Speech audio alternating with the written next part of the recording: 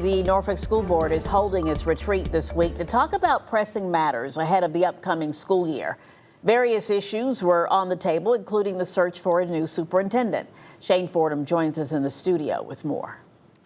Well, the most notable topic of today's session for the Norfolk School Board was determining a process for selecting the next superintendent after a majority fired now former superintendent Sharon Birdsong last month. School board members stressed the urgency of the search for the next leader. We don't want to stall. We want to get this process going quickly. We want to make sure that we are able to do all our due diligence throughout the process.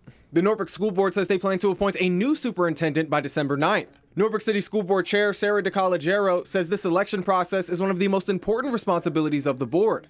It is important to get this process right. It is important to find somebody who is super committed to student outcomes, that wants to be a positive force in our district. DeCollegiero says the school board will use the Virginia School Boards Association, or the VSBA, in the process for advice and support as opposed to opening up bids for national search firms. They understand the landscape of public education in Virginia.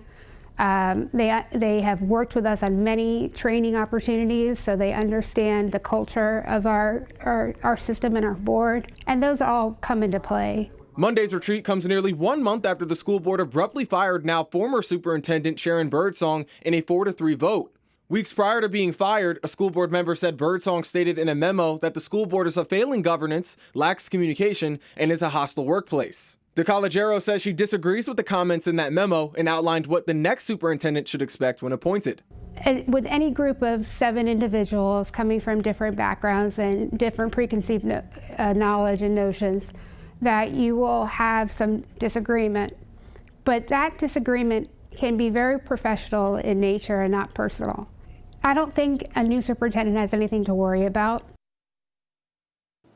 Now, the Norfolk School Board says the VSBA will handle the candidate recruitment, initial vetting, and community input. DeCollegiero says the board will then select finalists, conduct interviews, and lastly, make the final decision.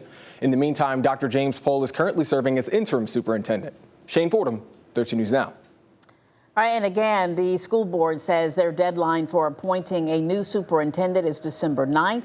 Tomorrow's session will include discussion on the division's school consolidation plan.